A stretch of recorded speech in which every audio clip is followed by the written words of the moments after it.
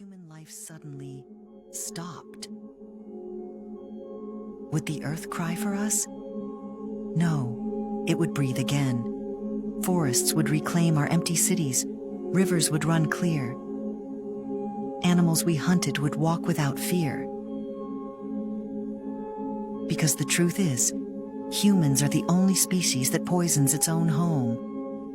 We destroy forests, pollute oceans, and wipe out entire species for convenience.